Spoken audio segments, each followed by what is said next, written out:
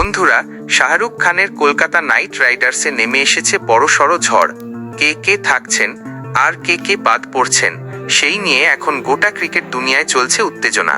IPL 2026 নিলামের আগে retention deadline ঘনিয়ে আসছে, আর এখনই বেরিয়ে আসছে KKR এর বড় সব সিদ্ধান্ত। চলো জেনে নেওয়া যাক একদম শুরু থেকে শেষ পর্যন্ত। স্বাগতম সবাইকে, আর আপনারা দেখছেন আপনার প্রিয় ক্রিকেট নিউজ চ্যানেল। আজকে আমরা জানব আইপিএল 2026 নিলামের আগে KKR এর সম্ভাব্য রিটেনশন তালিকা, কারা থাকছেন, কারা যাচ্ছেন, আর কেন শাহরুখের টিমে চলছে এত বড় রদবদল। তাই একটুও স্কিপ করো না, কারণ শেষ পর্যন্ত থাকবে এক্সক্লুসিভ ইনফো।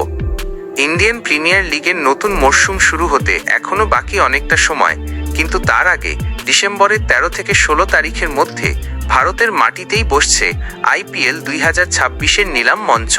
তবে তার আগেই 15 নভেম্বর প্রকাশ করা হবে সব দলের রিটেনশন তালিকা, মানে কারা থাকছে আর কারা ছিটকে যাচ্ছেন তা চূড়ান্ত হবে ওই দিনই।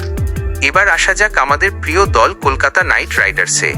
গত মরশুমে অর্থাৎ আইপিএল 2025-এ একেবারেই ভালো যায়নি KKR এর পথ চলা।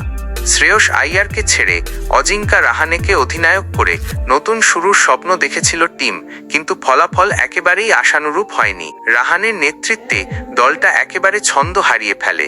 ফলস্বরূপ পয়েন্ট টেবিলের 8 নম্বরে থেকে মরশুম শেষ করতে হয় সোনালী বেগুনি শিবিরকে। তবে নতুন সিজনে পুরনো ব্যর্থতাকে ভুলে পুরোদমে দল গঠনের কাজ শুরু করেছে KKR ম্যানেজমেন্ট। এবার প্রশ্ন, কাদের রিটেইন করতে পারে শাহরুখ খানের এই দল? সূত্র অনুযায়ী নিশ্চিতভাবে দলে থাকছেন দুই বড় তারকা, আন্দ্রে রাসেল এবং সুনীল নারিন। এই দুই ক্যারিবিয়ান অলরাউন্ডারকে ছাড়ার কোনো পরিকল্পনাই নেই নাইট ম্যানেজমেন্টের। এর পাশাপাশি স্পিনার বরুণ চক্রবর্তী, ফিনিশার রিঙ্কু সিং, হর্ষিত রানা, রমনদীপ সিং, অঙ্গক্রিস রঘুবংশী, আফগান তারকা রহমানুল্লাহ গুরবাজ, রোবম্যান পাওয়েল, বৈভব আরোরা, স্পেন্সর জনসন, মায়াঙ্ক মার্কান্ডে এবং অজিঙ্কা রাহানে, এদের নামও রয়েছে রিটেনশন তালিকার শর্টলিস্টে। তবে রাহানের অধিনায়কত্ব নিয়ে এখনও কিছুটা দ্বিধায় আছে ম্যানেজমেন্ট। কেউ কেউ বলছেন হয়তো তিনি দলে থাকবেন, কিন্তু অধিনায়ক হিসেবে নয়। অন্যদিকে বাদ পড়ার সম্ভাবনা রয়েছে বেশ কিছু বড় নামের, যেমন ভেঙ্কটেশ আইয়ার 23.75 কোটি, English allrounder Moeen Ali, Quinton de Kock, দক্ষিণ আফ্রিকান পেসার এনরিক নরকিয়া, আর ভারতের অনুকূল রায়। সব মিলিয়ে KKR এর হাতে আইপিএল 2026 নিলামের জন্য মোট বাজেট থাকতে পারে প্রায় 125 কোটি রুপি টাকার।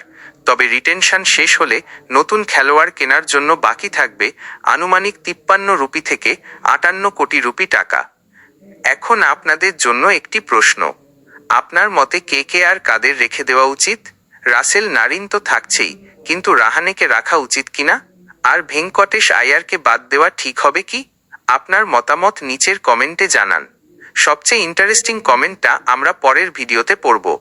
আর হ্যাঁ বন্ধুরা, যদি চান এমন সব এক্সক্লুসিভ ক্রিকেট নিউজ সবার আগে জানতে, তাহলে নিচের ডিসক্রিপশন বক্সে থাকা লিঙ্কে ক্লিক করে আমাদের টেলিগ্রাম আর হোয়াটসঅ্যাপ চ্যানেলে যোগ দিন।